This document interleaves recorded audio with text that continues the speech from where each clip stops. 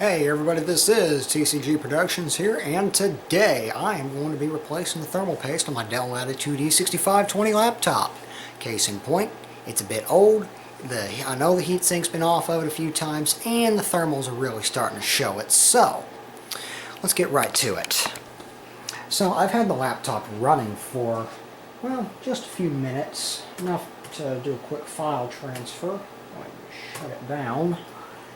I've had the laptop running for a few minutes just to get the thermal paste warmed up, so that way it's easy to remove the heatsink assembly.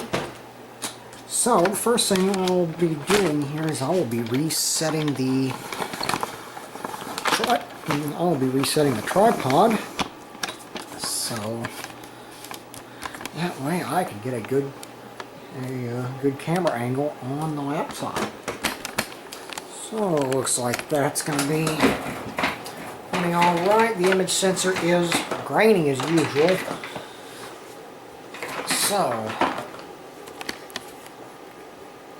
alright, so we're going to go ahead and start things off by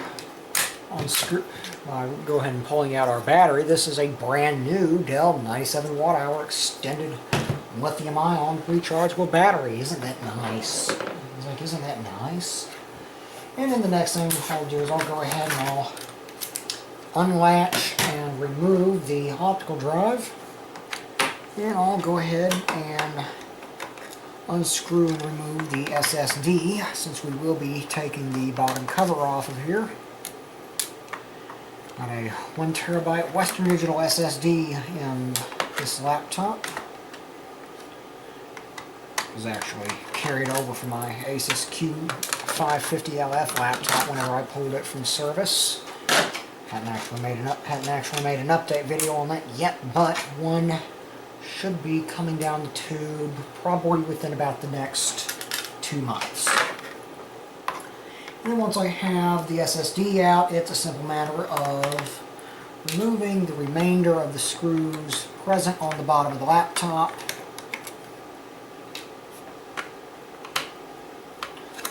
which there's a few, and pretty soon we will have the internals of the system exposed.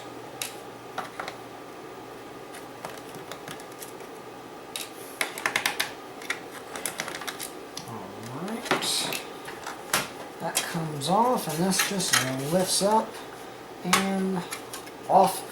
It lifts up, unclips, and comes off the front of the system. So, as we can see quite clearly here, we've got our target item right there, the heatsink and fan assembly. Now I'm looking at it, and it doesn't look like it's going to be too terribly difficult to remove. Don't think it will be. So, you see, one of these is a processor. I think it's this one, and the CPU here, and the system actually has a dedicated GPU. It's right here. So, there are 7 spring-loaded screws in here. I'm going to start out by undoing the CPU screws first. And I'm going in a crisscross pattern here. I'm starting at 1, giving it a few turns. And then I go over to 2, I give it a few more turns, go over to 3, almost drop the screwdriver, and then I go over to 4. The reason I'm doing this is so that way I don't crack the die on the processor. And it's a similar story for the GPU. Start out with 5, give it a few turns, go to 6, give it a few turns, go to 7, give it a few turns, back to 5, out it comes, same for 6, and 7 is immediately up behind it. So, that was fairly easy. So now, it's just a simple matter of lifting the plates up, the thermal plates basically, A simple matter of lifting them up and make sure that you unplug your processor fan. That's this piece right here. Well, it's not really a processor fan more than it is a heatsink fan. Well, once you unplug that, it's a simple matter of getting this lifted up, which has proven to be more difficult than what I originally imagined it would be. And then it slides towards the optical drive and it comes right out of the system. And there's also a chipset heatsink, a little thermal pad for the chipset heatsink. What you're going to want to do is you're going to want to leave the thermal pad intact for the chipset heatsink, because we don't actually plan on replacing that at the moment. So once that comes out, it's a pretty simple matter of cleaning the thermal paste off of the heatsink, off of the processor and GPU die, and we'll go ahead and apply our new thermal paste once we get that done. But to remove the old thermal paste, I'm using some 99% isopropyl alcohol. Anything above about 70% will do, but the lower the percentage, the lower the concentration of the alcohol is, and the worse, the more difficult it's going to be to remove it. So once I get it on here, I basically just go ahead and I gently begin to rub the GPU and CPU, rub the die of the part that I'm attempting to clean, and it looks like it's going to be incredibly stubborn, which really doesn't surprise me, because this is still the factory thermal paste.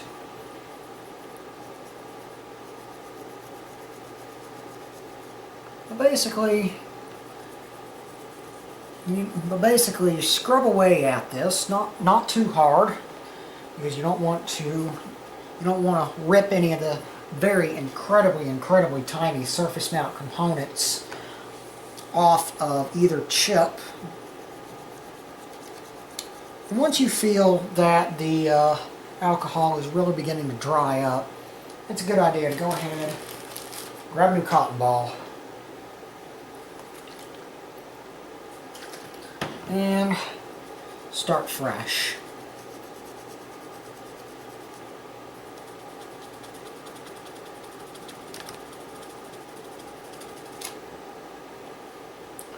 But what really matters is that you get it off, that you get it cleaned completely off of the die. That's the shiny silver part. Because whenever you can get it, because once it's all cleaned off of there, then we'll have a pristine surface for our new thermal paste to be applied to. And try to get as much off as you can around the die. Now, some of it may come off with the cotton ball, and some of it might not.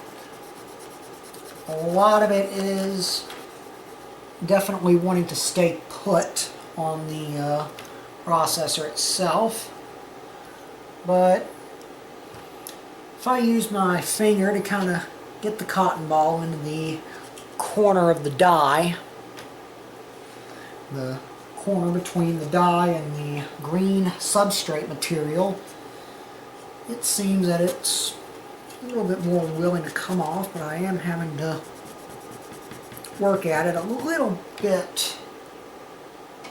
And there we go, and this is looking pretty nasty, so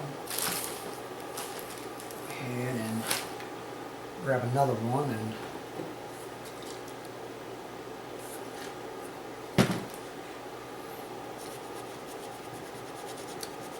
keep going at it. But the point is, you do want to make a good attempt to remove as much thermal paste, much of the old thermal paste as you safely can. and your priority should be to get all the thermal paste off of the die, or if it's a different laptop and it has an integrated heat spreader that covers up the processor die, then you want to make that your primary target. But let me see,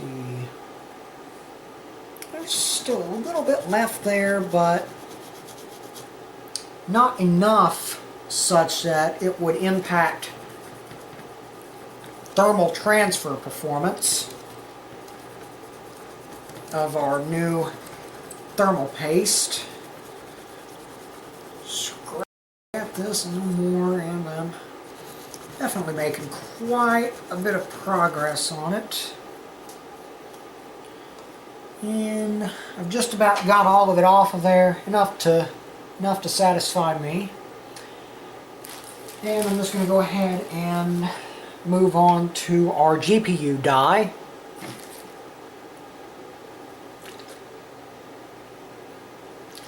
Alright, that is more than enough. And it's basically the same thing with the GPU die. Basically, you go ahead and rub an alcohol-soaked cotton ball on the GPU die.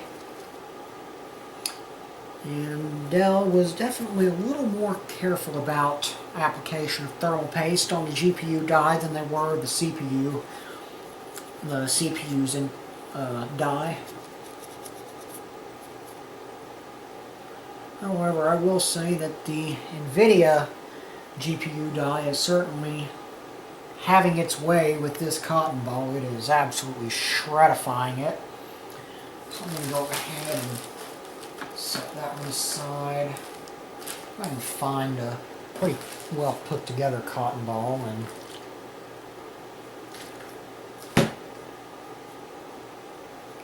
go ahead and give this another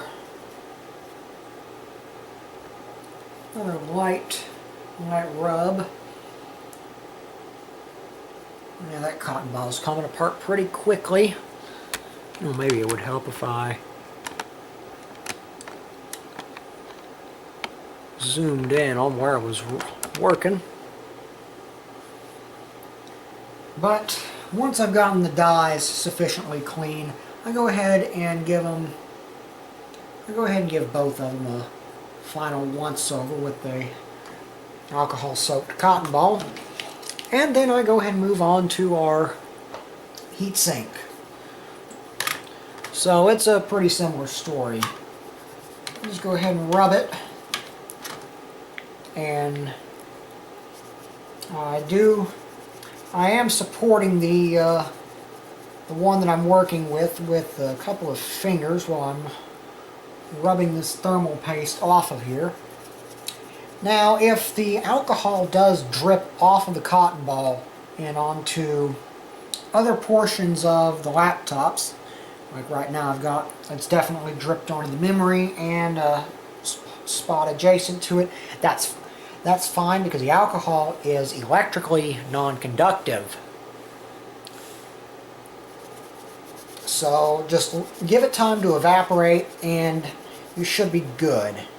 Now, thermal paste, like dried up chunks of thermal paste, start dropping off into yet unexplored portions of the laptop, then you need to go ahead and fish those chunks out of there. I'll tell you what, this thermal paste is definitely spent. It's had, shall we say, a couple thermal cycles. It's been, shall we say, a couple of thermal cycles past its cycle life. And it's a pretty similar story for this other heatsink die. So I'm just going to go ahead and heatsink die. For the other heat pipe, basically, go ahead and start scrubbing away at it.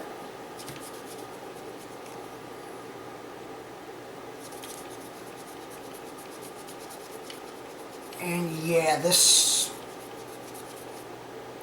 that thermal compound is spent. This needed it a while ago. So I'm just going to bring us out just a bit, well, more than just a bit, but not a totally excessive amount of wide angle.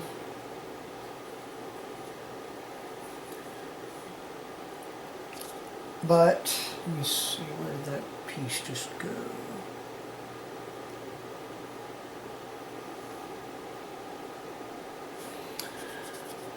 But yeah, you just got to be real sure that you get everything off, get all of the old thermal compound off before you go ahead and put down your new thermal compound and seat everything back together, or else you're going to have suboptimal thermal performance. There we go.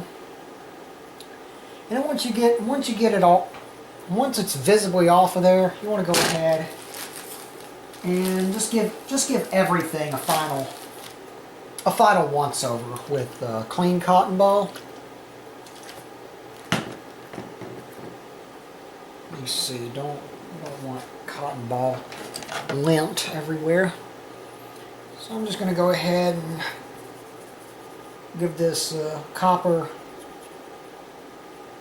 I'm just going to go ahead and give this copper pad a final once over.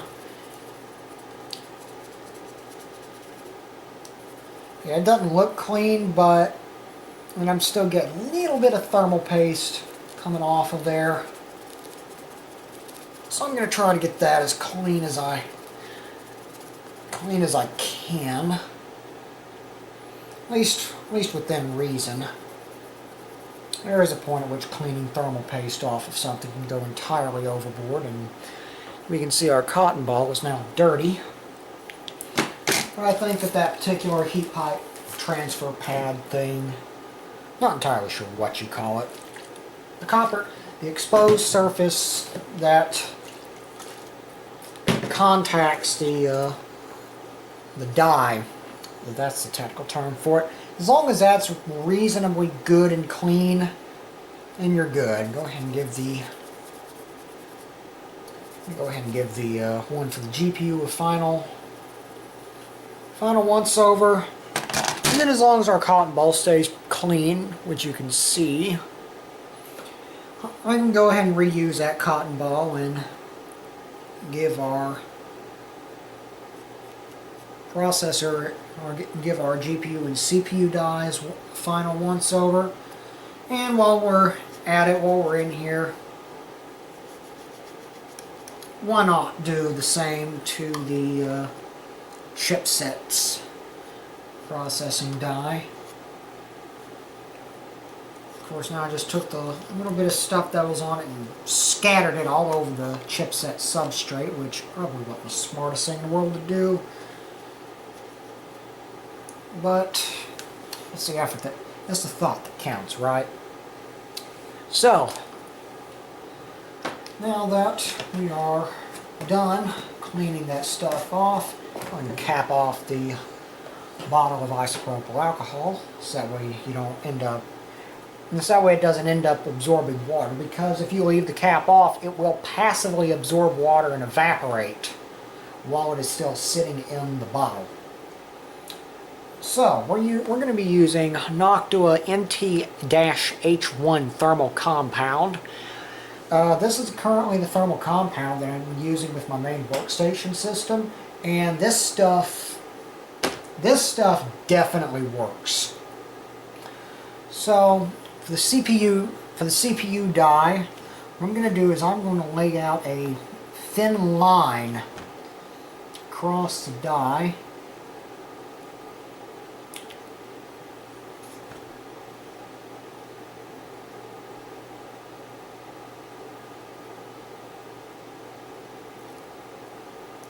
Well, at least I hope I can. I know this is still a fairly brand new tube of it. So I've only ever used it about twice.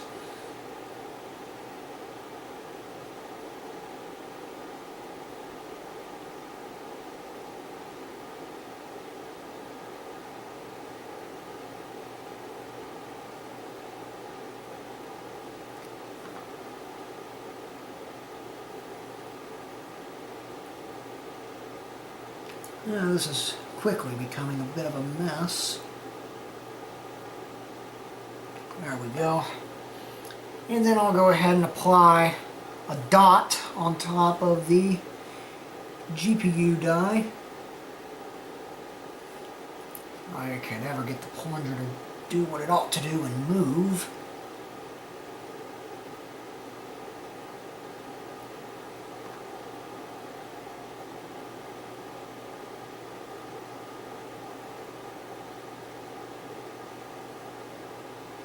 And of course, if it's not the plunger trying to make the simple task of getting thermal compound out of a tube as hard as possible.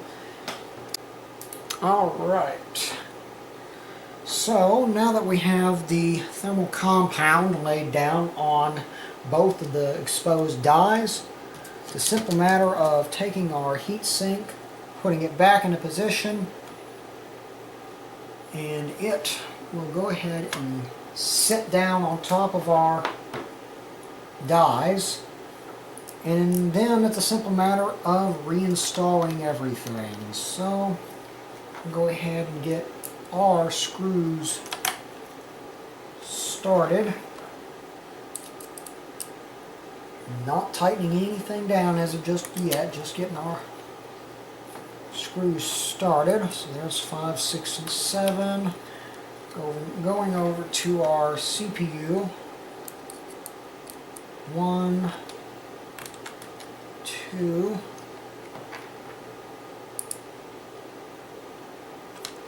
3,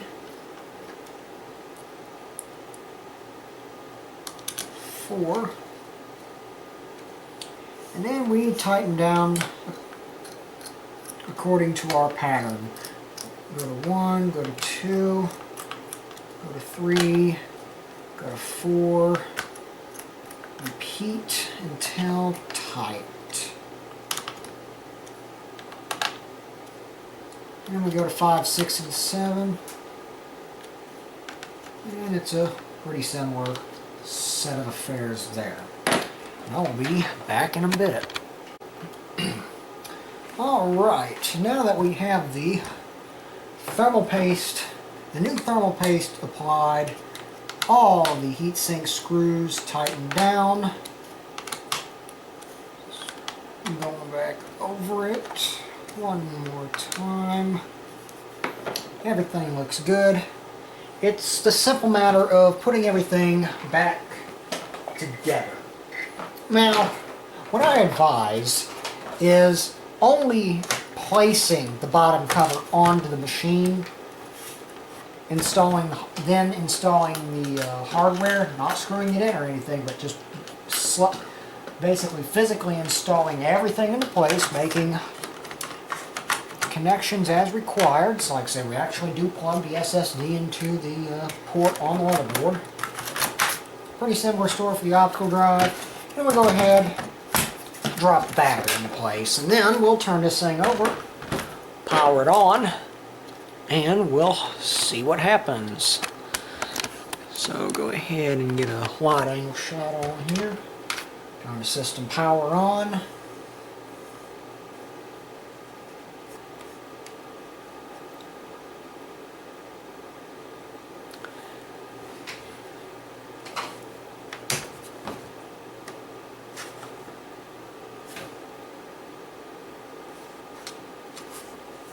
And we don't have 6-foot flames coming out of here yet, so that probably means that we haven't been fixing it long enough. Well, we do have a password prompt. The lens shutter on this camera has broken, basically. Like, it's not like totally completely broken, but at the same time, it's not totally working properly. Alright, so now we've booted up into Debian Linux.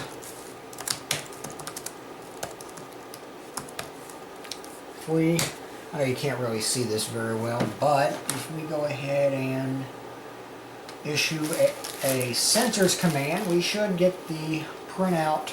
We should get a printout with all of our sensor information. We're talking about sensor as in a hardware sensor, not sensor as in you hear TV bleeps, as in you hear bleeps on the TV when people are cussing. Let's see, 3040C. Well, as we can see, we don't have any obviously incorrect temperatures going on here. So,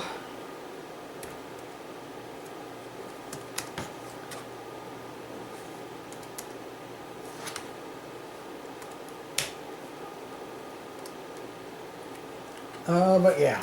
But what we're doing here is we're just verifying that we haven't made any grossly incorrect. We haven't done anything grossly incorrectly when we applied our thermal paste, and so far everything looks to be pretty good. So I'm just going to go ahead and shut this thing down now. And then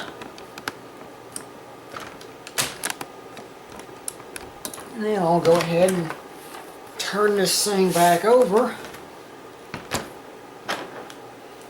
And then all we have to do is put our screws back in, the 6 that hold the bottom cover into place, plus the 4 that secure the SSD into position. So, but once you get everything screwed back down and in place, it's just going to be it's basically a matter of will the thermal paste stand the test of time, which it very well should, because I have that exact same thermal paste in service on my main workstation system, and that stuff it definitely made an improvement over the Arctic Silver 5 that I was running before I replaced it. And I replaced it as part of some troubleshooting efforts to figure out why I was having temperature related problems. And basically it came down to a matter of cooling performance. So basically what I ended up doing is I upgraded the fans on the processor heatsink from whatever shipped stock with my Noctua NH-D14 heatsink to a pair of Noctua IPPC 3000 industrial fans. And while it definitely sounds like a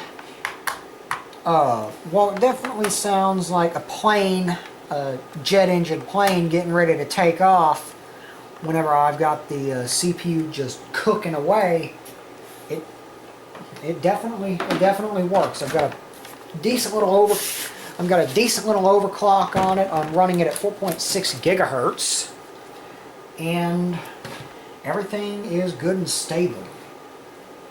So, yeah, that's basically all there is to replacing the thermal paste on one of these laptops. It's incredibly simple, and you don't have to do a full teardown to do it either. Unlike my Asus laptop, which basically requires taking the entire motherboard out of the thing. And if your particular example of an Asus, if your particular example laptop is, shall we say, well loved, then doing that is probably going to be about 3 times as involved as you might have originally thought. Trust me, been there, done that, got the t-shirt and the free hat. So, anyways, as soon as I can get the tripod reset over here, this is TCG Productions. Peace out, guys. Peace out, and I'll see you in the next one.